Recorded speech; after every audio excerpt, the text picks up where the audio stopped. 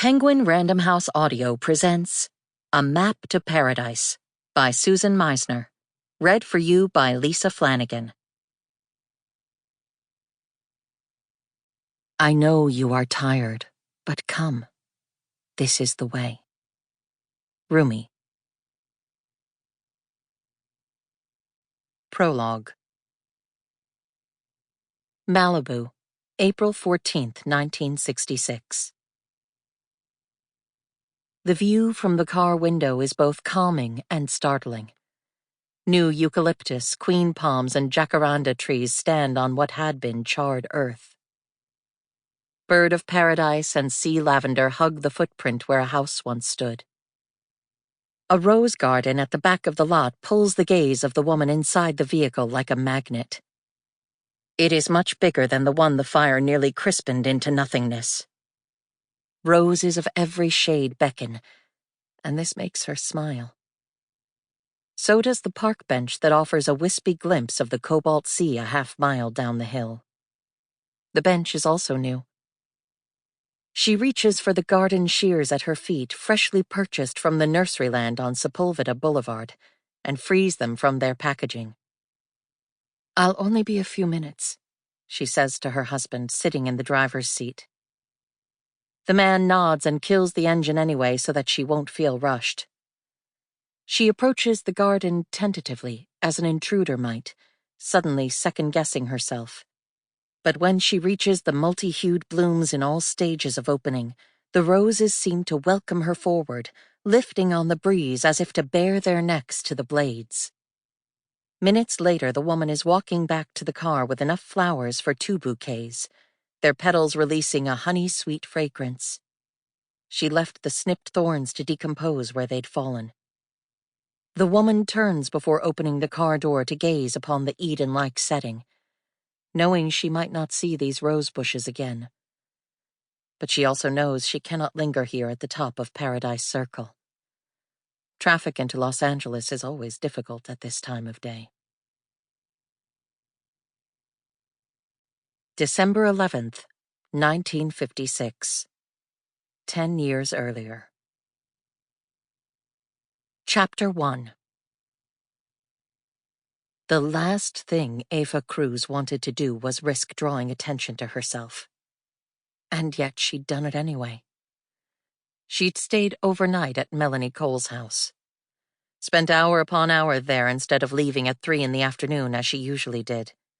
Slept in the guest room bed as if an actual guest and not a paid-by-the-hour housekeeper who'd vowed to spend 0 extra time at the actress's house.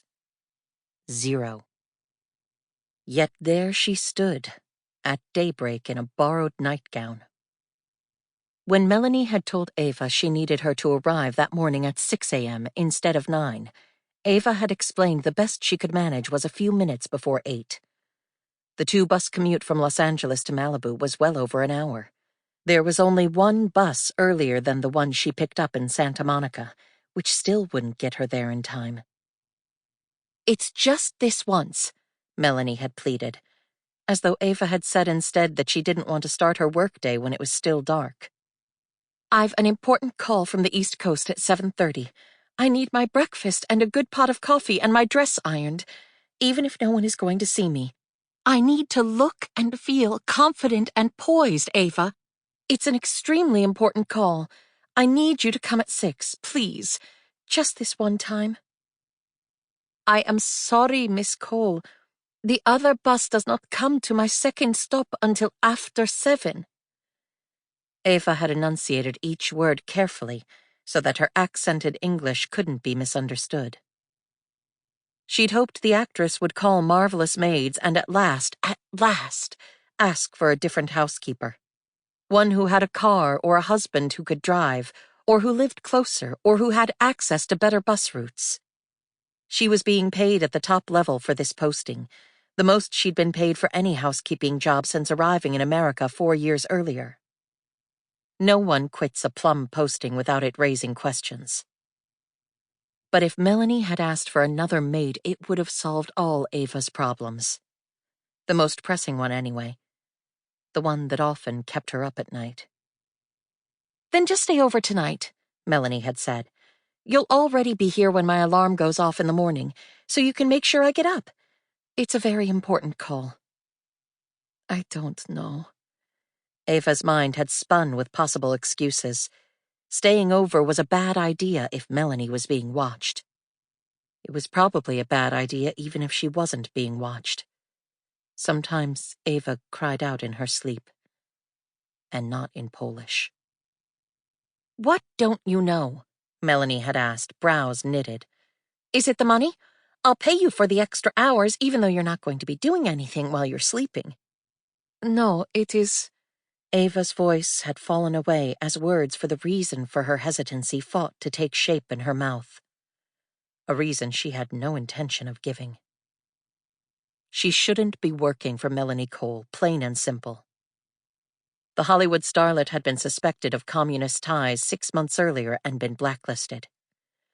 No studio, big or little, would hire her now. Melanie Cole didn't need anyone in her orbit who might reinforce the idea that she wasn't a patriot. The actress hadn't been singled out, Eva knew that. There were plenty of other Hollywood people caught up in the long and ongoing hunt to root out socialist sympathizers, including that famous actor Melanie had starred alongside, and who was paying the rent on this house. And who slept over when he was in town. That film with heartthrob Carson Edwards had apparently been Melanie's first big role, and audiences had adored her. This Eva had learned from her landlady, Yvonne. Eva herself hadn't seen the movie. Fans and the tabloids had loved even more that Melanie and Carson were an item. But when he'd been named a suspected communist and summarily blacklisted, Melanie had been too. Guilt by association. The adoration of the public had evaporated as quickly as morning dew. Yvonne had told her all of this, too. Everything Melanie Cole was doing or had done was now being scrutinized. Or so Eva surmised. An overnight stay would draw unwanted attention to both of them if anyone were in fact spying on Melanie, taking notes on who she spent time with. And if those government men poking into Melanie's personal life pried next into Eva's, they might discover she wasn't, as she claimed, a displaced Pole who refused after the war to return to what was now communist Warsaw. They would discover who she really was and instantly assume the worst. Because that's what people did. Eva would not only lose her job with the agency, but she'd likely be deported for having lied on her immigration papers. And Melanie? The actress would probably never work in Hollywood again, which was Melanie Cole's worst nightmare. Eva had heard her talk about it with that screenwriter Elwood who lived next door. That man never came out of his house. But Eva had heard the actress talking with him, both through an open window and also on the telephone. Eva knew all Melanie Cole had ever wanted was to be a film actress. She had finally made it as one. And suddenly that life had been taken from her. Melanie was no communist. Eva was certain of that, and she would know better than anyone. But she also knew it didn't matter what a person said about themselves. It mattered only what others said about them.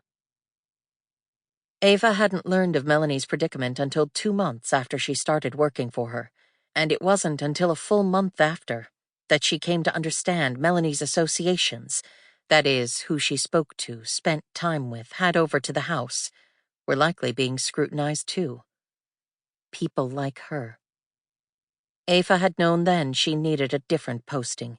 Producing a good reason for asking for one was tricky, though. She had a highly desirable assignment. When she'd asked her supervisor Lorraine for a change due to the hour-long commute each day, a rather good excuse, she thought, she was told that Mr. Edwards had expressly chosen Eva. She was the preferred marvelous maid for Melanie Cole, and so she'd now be compensated for the 2 hours on the bus each day as well as for her bus fare.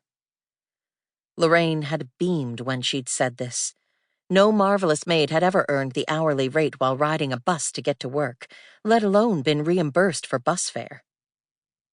"I have extra nightgowns if that's what you're worried about," Melanie had added, her tone having warped from expectant to annoyed. "And it's just one night. I really don't think I'm asking too much, Eva. I will pay you the extra in cash. The agency doesn't have to know." Sample complete. Ready to continue?